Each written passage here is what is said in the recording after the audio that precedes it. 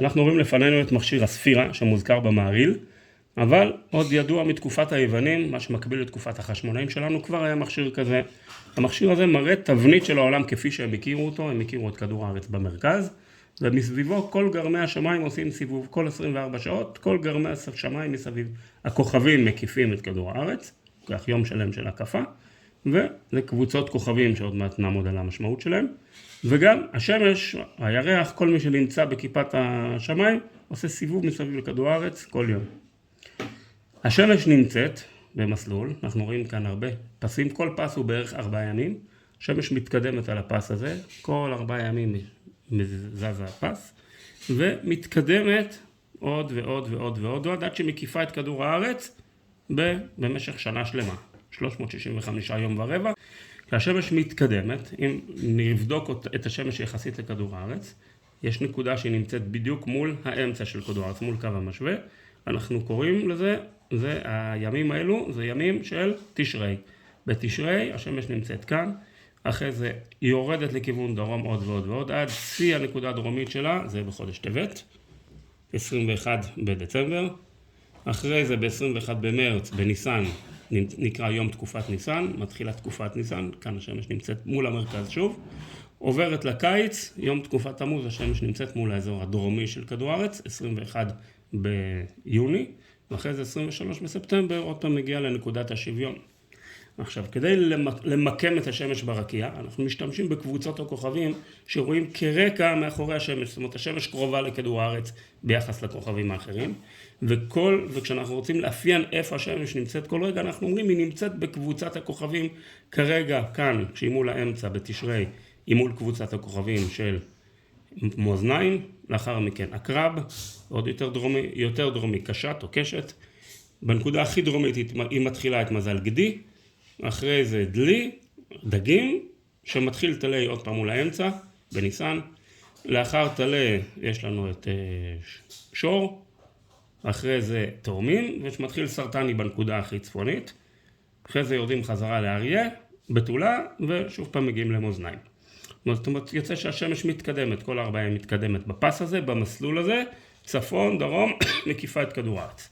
עכשיו, מעניין הדבר, שכדי לראות את המסלול היומי הזה, לראות את המסלול, תלוי, הצורה שזה נראה בו, תלוי איפה אתה נמצא בכדור הארץ.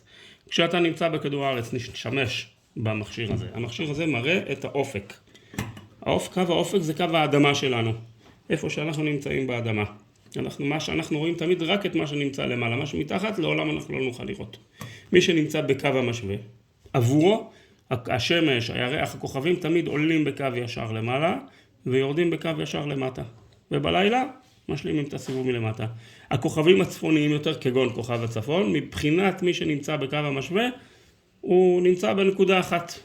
והנקודה הזאת הוא לא זז בינו, הנקודה הזאת בגובה של האופק.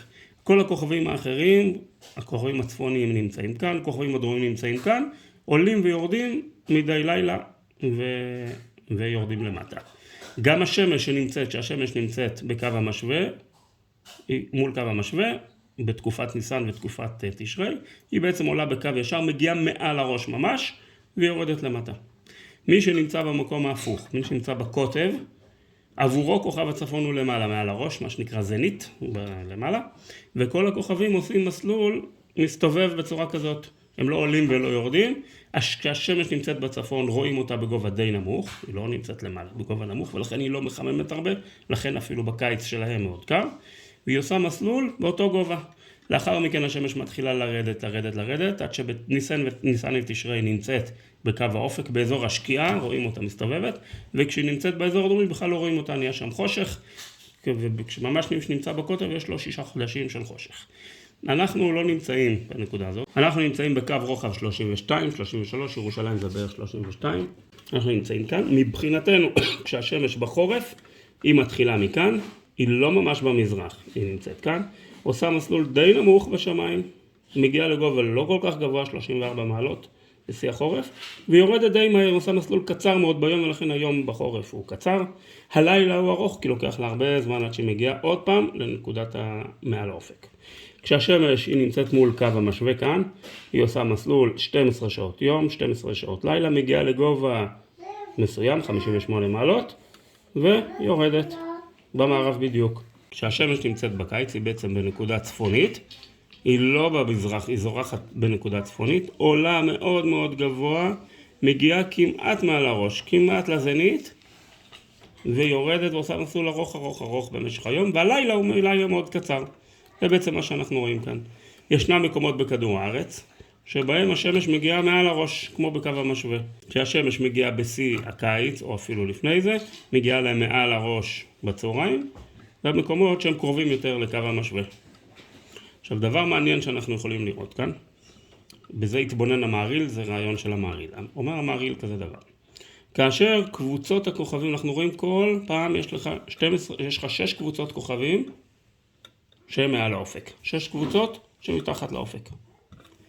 חז"ל אומרים שכל שעתיים מזל עולה, מזל יורד. זאת אומרת, בזריחה, משך העלייה של כל מזל זה שעתיים, ומשך הירידה של כל מזל היא שעתיים. תמיד יש לך 6 מזלות למעלה, 6 מזלות למטה.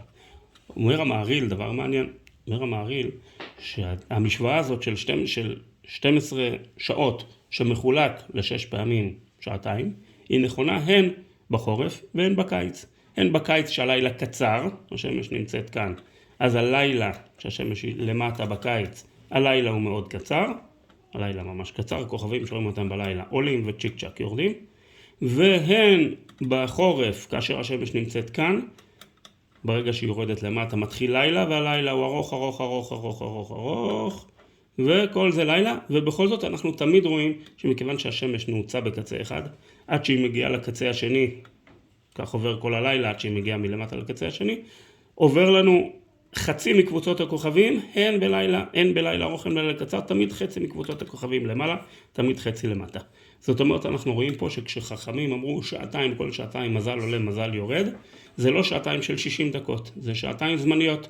בלילה ארוך זה הרבה, בלילה קצר זה מעט, ויש לך תמיד שעתיים זמניות, ומכאן הבין המעריל, שהשעות שמדובר בחז"ל זה שעות זמניות, לא כמו תרומס הדשן, שטען שהשעות זה שעות של 60 דקות.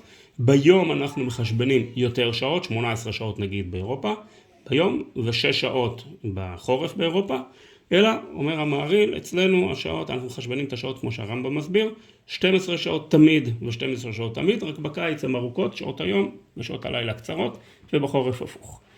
רק המעריל בסוף אומר שהוא לא לגמרי בטוח, משהו פה לא ברור, אומר המעריל, הכוונה היא כזאת, אנחנו רואים משך זמן העלייה של כוכב, יש הבדל בין איזה כוכב.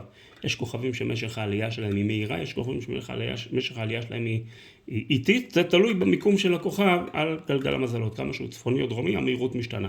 זאת אומרת, גם שאנחנו אומרים שעתיים אין הכוונה, גם שעתיים זמנית, אין הכוונה שנחלק בדיוק את המשך הלילה או משך היום לשעתיים, אלא זה תלוי על איזה חלק של הלילה אנחנו מדברים ועל איזה מיקום בשמיים של הכוכבים אנחנו מדברים. כשאומרים שכל שעתיים מזל עולה מזל יורד, זה משתנה בין המזלות אפילו באותה פרק זמן שכולם נמצאים כולם נמצאים בלילה וכולם מעל הרקיע, זה משתנה בין איזה מזל לאיזה מזל. לכן המעריל אמר שזה לא ברור לו במיוחד, אבל את העיקרון למדנו מפה שרואים מכאן, מכלי הספירה, רואים שהשעות הן שעות זמניות, כי גם בלילה ארוך וגם בלילה קצר תמיד יש 6 קבוצות כוכבים למעלה ותמיד 6 כוכבים למטה, וממילא כשאנחנו אומרים כל שעתיים מזל עולה מזל יורד, זה משתנה בין הקיץ לחורף, וזאת הראיה לשעות זמניות. זה מה שלומדים, זה מה שמעריל למד מכלי הספירה.